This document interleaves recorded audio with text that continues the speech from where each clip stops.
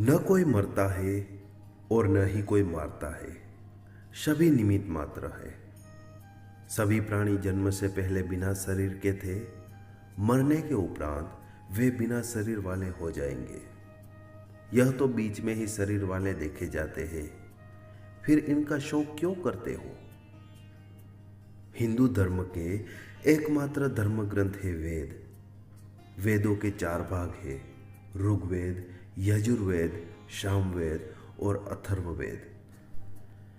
वेदों के सार को वेदांत या उपनिषद कहते हैं और उपनिषदों का सार या निचोड़ गीता में है।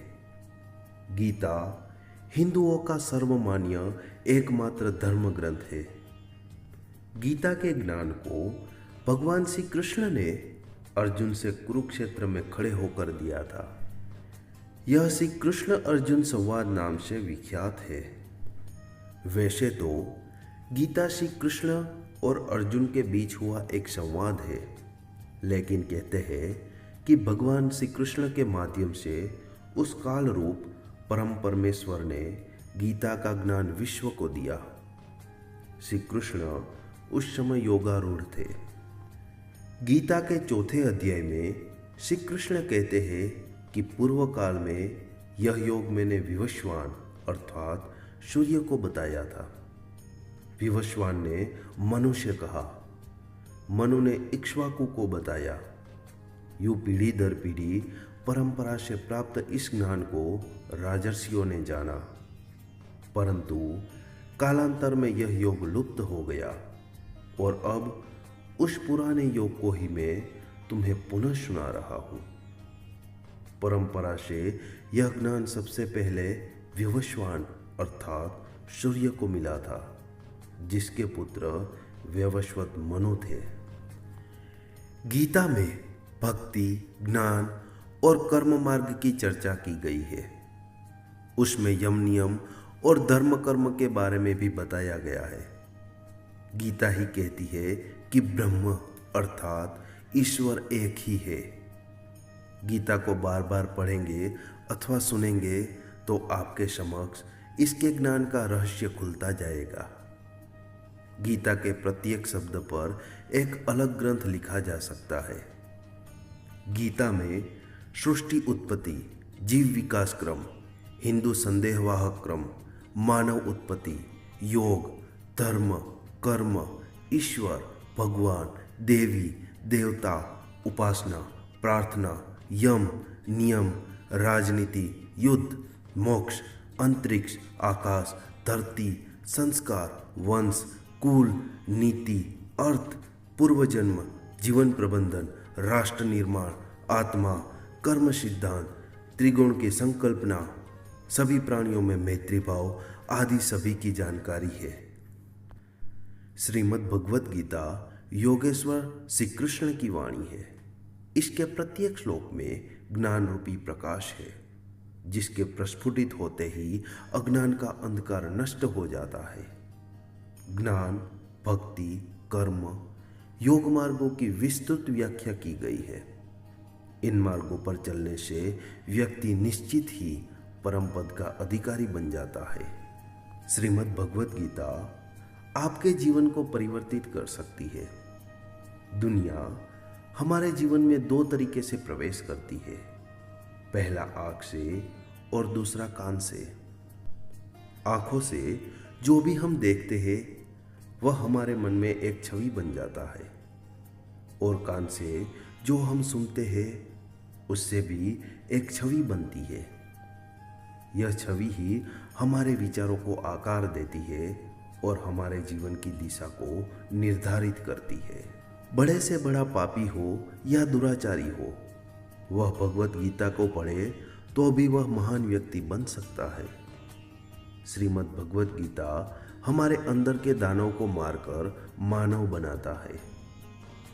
रोज थोड़ा थोड़ा अध्ययन आपके जीवन में ऐसा परिवर्तन ला सकता है जो आप सपनों में भी नहीं सोच सकते।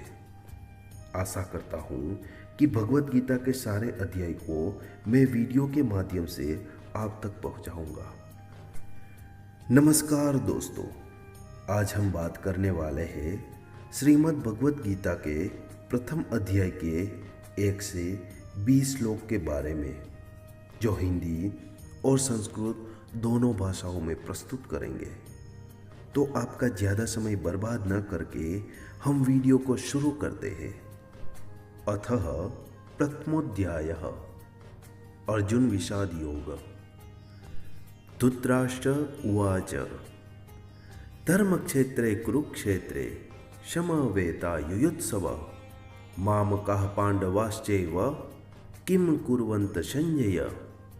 अर्थात धृतराष्ट्र बोले, हे संजय, धर्मभूमि कुरुक्षेत्र में एकत्रित युद्ध की इच्छा वाले मेरे और पांडु के पुत्रों ने क्या किया। संजय उवाच दृष्ट्वा तु पांडवानीकं व्यूढं दुर्योधनस्तदा आचार्यमुपसंगम्य राजा वचनमब्रवीत्।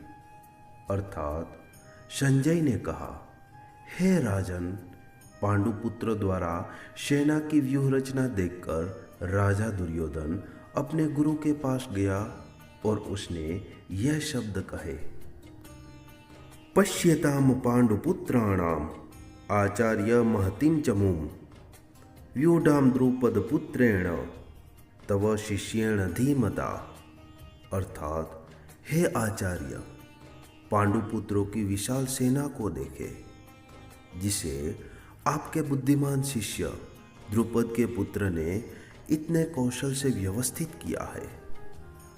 अत्र शूरा महेश्वासा भीमार्जुन समायुधि युयोधानो विराटश्च द्रुपदश्च महारथ। अर्थात इन सेना में भीम तथा अर्जुन के समान युद्ध करने वाले अनेक वीर धनुर्धर है, जैसे कि महारथी युयुधान, विराट तथा द्रुपद। धृष्टकेतु चेकितानः काशीराजश्च वीर्यवान पुरुजित कुंतीभोजश्च शैब्यश्च नरपुंगवः। अर्थात इनके साथ ही धृष्टकेतु, चेकितान, काशीराज, पुरुजीतु, कुंतीभोज तथा शैब्य जैसे महान शक्तिशाली योद्धा भी है। युधामन्युश्च विक्रांत उत्तमोजाश्च वीर्यवान सौभद्रो द्रौपदेयाश्च सर्व एव महारथा। अर्थात पराक्रमी युधामन्यु, बलवान उत्तमोजा, सुभद्रा पुत्र और द्रौपदी के पुत्र, ये सब महारथी है। अस्माकं तु विशिष्टाये तानि बौद्ध द्विजोतम नायका मम सैन्यस्य संज्ञार्थम तान ब्रवीमीते। अर्थात हे द्विजोतम, हमारे पक्ष में भी जो विशिष्ट योद्धागण है उनको आप जान लीजिए। आपकी जानकारी के लिए अपनी सेना के नायकों के नाम मैं आपको बताता हूँ। भवान भीष्मश्च कर्णश्च कृपश्च समितिजयः अश्वत्थामा विकर्णश्च सोमदत्ती तथैव च। अर्थात मेरी सेना में स्वयं आप, भीष्म, कर्ण, कृपाचार्य, अश्वत्थामा, विकर्ण तथा सोमदत्त का पुत्र भूरिश्रवा आदि है, जो युद्ध में सदैव विजयी रहे हैं। अन्ये च बहवः शूरा मदर्थे त्वक्त जीविताः नाना शस्त्र प्रहरणाः सर्वे युद्ध विशारदाः। अर्थात ऐसे अन्य वीर भी है जो मेरे लिए अपना जीवन त्याग करने के लिए उद्यत है। वे विविध प्रकार के हथियारों से सुसज्जित थे और युद्ध विद्या में निपुण है। अपर्याप्तम तदस्माकं बलम भीष्माभिरक्षितम पर्याप्तम त्विदमेतेषां बलम भीमाभिरक्षितम। अर्थात हमारी शक्ति अपरिमेय है और हम सब पितामह द्वारा भली भांति संरक्षित है, जबकि पांडवों की शक्ति भीम द्वारा भली भांति संरक्षित होकर भी सीमित है। अयनेषु च सर्वेषु यथा भागम अवस्थिताः भीष्ममेवाभिरक्षन्तु भवन्तः सर्व एव हि। अर्थात अतएव सैन्य व्यूह में अपने अपने मोर्चों पर खड़े रहकर आप सभी भीष्म पितामह को पूरी पूरी सहायता दे। तस्य संजय नयन हर्षम कुरु वृद्ध पितामहा सिंहनाद विनघोश्च शंखम दध्मो प्रतापवान। अर्थात उस समय कौरवों में वृद्ध प्रतापी पितामह ने दुर्योधन के हृदय में हर्ष उत्पन्न करते हुए उच्च स्वर में गरज कर शंख ध्वनि की। ततः शंकाश्च भैर्यश्च पणवानक गोमुखाः सहसेवाभ्यहन्यन्त सशब्दस्तु मूलोऽभवत्। अर्थात तत्पश्चात शंख, नगाड़े, बिगुल, तुरही तथा सिंह सहसा एक साथ बज उठे। वह संवेद स्वर अत्यंत कोलाहलपूर्ण था। ततः श्वेतैर्हयैर्युक्ते महति स्यनदने स्थितो माधवः पांडवश्चैव दिव्यो शंखो प्रदध्मतु।